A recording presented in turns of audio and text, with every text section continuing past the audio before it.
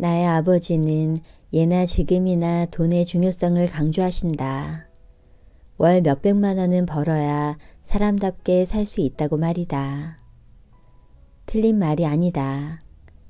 행복은 돈으로 살 수 없다지만 사람이 사는데 돈이 필요한 것은 인정하지 않을 수 없는 진실이니까. 돈이 많으면 하고 싶은 걸 하고 사고 싶은 것을 가질 수 있고 선택의 폭이 넓어진다. 선택할 수 있는 범위가 넓어진다는 건 그 자체로 행복한 일이니 많은 사람들의 돈 타령에도 다 이유가 있는 것이다. 나도 돈이 좋다. 조금 일하고 많이 버는 사람을 보면 부럽고 주식이나 코인으로 돈방석에 앉은 사람을 보면 배가 아파서 죽을 지경이다. 로또에 당첨되는 법을 공부하는 사람도 있다는데 그 마음이 머리로는 어렵지만 가슴으로는 충분히 이해가 간다. 로또 당첨이라니 생각만 해도 즐겁지 않은가. 물론 나는 복권을 사지는 않는다. 하지만 상상은 늘 달콤한 법이다. 이처럼 누구 못지않게 돈을 좋아하면서도 내가 돈에 목을 매지 않는 건 돈의 대가가 얼마나 값비싼지 알기 때문이다. 평범한 사람이 돈을 벌기 위해선 몸을 쓰든 머리를 쓰든 아니면 둘 다 쓰든 무조건 노력을 해야 한다. 이는 만국 공통이다. 그래서 대부분의 사람들은 보통 20대 때는 청춘을, 30대 때는 건강을, 40대 때는 가족을, 결국은 인생을 돈과 바꾸어가며 살아간다. 치열하게 돈을 벌어야만 서울에 집도 사고 차도 사고 옷도 사고 많은 걸 살 수 있으니까. 그래서 나도 돈을 열심히 벌었었다. 1년 내내 아침부터 저녁까지 그리고 대체로는 야심한 밤까지 일하며 행복을 사기 위해 몰두하며 살았다. 그렇게 열심히 일해 버는 돈은 그야말로 일시적인 행복을 사는 데는 최고였다. 먹고 싶었던 음식을 먹을 수 있었고 사고 싶었던 옷과 신발을 사는 짜릿한 기쁨을 돈을 쓰는 순간 즉각 느끼게 해주었으니 말이다. 그러나 모든 것에는 대가가 따르는 법. 언제부터인가 내 몸 여기저기가 아프기 시작했다. 사소한 일에도 화가 났고 하루에도 몇 번씩 기분이 오락가락했다. 게다가 만성피로에 시달릴 만큼 고되게 일하는 데 비해 돈을 펑펑 쓸 수 있을 만큼 월급이 많은 것도 아니라 돌아오는 행복은 상대적으로 너무 짧았다. 한마디로 가성비가 영 좋지 않았던 것이다.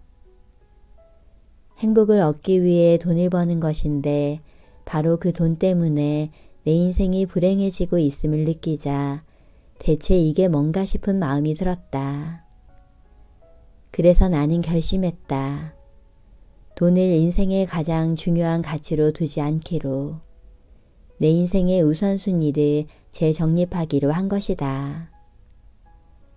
그리고는 지금을 살기로 마음먹고는 도시를 떠나기로 했다. 바로 지금, 오늘 내가 가장 행복한 방식으로 사는 것보다 인생을 잘 사는 법은 없다고 생각했기 때문이다. 그래서 서울 생활을 정리하고 이곳 시골로 들어왔다. 수도권에서 자동차로 3시간, 대중교통으로는 4시간 거리에 있는 나의 시골집은 밭공기를 엎어놓은 것처럼 둥그런 이글루 같은 모양의 집이다. 28평 중 10평이 거실로 천장이 높고 벽에는 흰 황토 페인트가 발려있어 보기에 쾌적하다. 그리고 무엇보다 이 집의 백미는 8평 정도 되는 원형의 침실이다. 이 방은 전망이 좋고 구조가 둥근 돔 형태라 깊은 밤에 간접 조명을 켜면 빛이 벽에 반사되면서 마치 우주에 떠 있는 듯한 기분을 안긴다. 또 비가 오는 날이면 텐트처럼 빗소리가 타닥타닥 방 안에 울려 퍼지는데 침대에 누워 듣고 있자면 이게 바로 천연 ASMR이구나 싶다. 이처럼 내가 사는 집은 특이하고 장점도 많지만 그만큼 단점도 많았다. 겨울이면 얇은 현관문에는 밤새도록 맺힌 결로가 줄줄 흘렀고 비와 바람에 풍화된 외벽 역시 보수공사가 필요했다. 또 화장실은 바닥에 보일러선이 깔려있지 않아 습기 제거가 여간 까다로운 게 아니었다. 한마디로 내 손이 필요한 공간이 너무 많았다. 나는 그런 손볼 곳 많은 시골집을 조금씩 뜯어 고쳐가며 지금의 집을 완성했다. 깡촌에 있는 코딱지만한 땅에 지어진 집.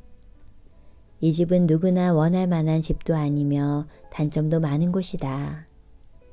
나는 이곳에서 적당히 포기하고 적당히 절약하며 적당한 불편을 감수하며 살아가고 있다. 나는 이곳에서 자연과 교감하며 매일 살아있음을 느낀다. 서울에서의 생활이 내게 편리함을 주었다면 시골에서의 생활은 내게 여유를 선물해줬다. 무엇보다 나는 이곳에 살며 사는 데는 그리 많은 것이 필요하지 않고 서두르지 않아도 될 일은 된다는 깨달음을 얻게 되었다. 윤택한 생활은 아닐지라도 시골의 나날은 여유롭고 평화롭다. 시골에 내려온 지 1년이 지날 무렵 나는 텃밭 농사꾼이 되기로 결심했다. 사실 난 농작물이 흙에서 자란다는 사실 외에는 아는 것이 없는 농사의 완전한 문외한이었다. 그런 내가 텃밭을 가꾸는 농사꾼이 된다니 사실 시행착오는 예정된 것이나 다름이 없었다. 귀촌한 첫 해에는 신고식을 하듯 제대로 된 수확 한번 해보지 못한 채 농사를 공치고 말았다. 그러나 선배 농사꾼들의 노하우를 배워가며 꿋꿋하게 그 발자취를 따르다 보니 이제 농사꾼 흉내를 제법 내가며 수확을 이룰 수 있게 되었다. 이곳 시골에서는 게으름이 용인되지 않는다. 왜냐하면 이곳에서 나는 조물주나 다름없기 때문이다. 밭에 심은 농작물은 매일 물을 주지 않으면 말라 비틀어지거나 벌레에게 뜯어 먹힌다. 또 잡초들은 매일 뽑아주지 않으면 하루가 다르게 괴물처럼 증식해버리고 보일러 기름을 제때 채워넣지 않으면 겨울밤 방 안에서 시베리아 한파 체험을 하게 되는 수가 있으며 쓰레기를 제때 처리하지 않으면 파리떼가 창궐하고 고양이 똥은 그때그때 치우지 않으면 온 밭이 똥으로 가득해진다. 내가 일하지 않으면 이 세상은 곧 망하고 마는, 다시 말해 시골에서 부지런함이란 생존이고 살아남고 싶으면 부지런해져야 한다. 이처럼 대부분의 일을 내 손으로 직접 해가며 나는 매일 조금씩 성장해 가고 있음을 느낀다. 흙을 만지고 식물을 돌보고 몸을 움직이며 인터넷 속의 지식과 사람들의 말, 도시에 넘쳐나는 정보와 무관한 나만의 경험을 쌓아가는 시간. 그리고 그 시간들을 통해 나 스스로를 발전시켜 나가고 있다. 2년 전 귀촌을 결정했을 때 내 귀촌을 걱정하는 사람들이 참 많았다. 여자 혼자 시골에 사는 게 말이 된다고 생각하느냐. 시골 집값은 헐값 되기 십상이다. 2050년이면 연금도 못할 수 있다는데 그때 가서 수입 다 끊기고 저금도 바닥나면 어쩌려고 그러느냐 등. 걱정은 고마웠지만 솔직히 난 그들의 말을 귓등으로도 듣지 않았다. 시골에서는 자급자족 할 수 있다고 믿었고 입에 풀칠할 수 있을 정도의 수입만 있어도 20년이고 30년이고 생존에는 문제가 없을 거라 굳게 믿었기 때문이다. 그리고 그런 자신감이 무색하게 귀촌하자마자 나는 여러 가지 어려움을 겪게 되었다. 벽돌공사와 정원 조경, 각종 기구의 대여와 구입이 이어지면서 지출은 눈덩이처럼 불어났고 엎친 데 덮친 격으로 코로나라는 전염병이 세계적으로 퍼지며 물가가 폭등해 기름값이 몇 배로 뛰어 예상했던 나의 지출은 배로 커져만 갔다. 그렇게 돈이 정신없이 나가다 보니 쪼그라드는 통장 잔고 앞에서 내 마음은 요동칠 수밖에 없었다. 가진 돈은 한정적인데 나가는 돈이 늘어가니 아무리 평정심을 유지하려고 해도 자꾸만 소심해지는 마음을 어찌할 수 없었던 것이다. 그런데 나는 그런 불안정한 시간을 보내며 예측 불가능한 세상사를 받아들이는 마음, 여기저기 터지는 폭탄 같은 상황적 공격을 피하는 기술을 조금씩 습득하게 되었다. 어쩔 수 없는 상황을 자연스럽게 받아들이는 삶의 지혜를 배웠다고나 할까. 정말이지 대부분의 일들은 내 예측대로 마음대로 흘러가지 않았다. 돈을 벌겠다고 시작한 일은 때때로 손해를 불렀고 수입과 상관없이 하던 일은 의외의 행운을 불러오기도 했다.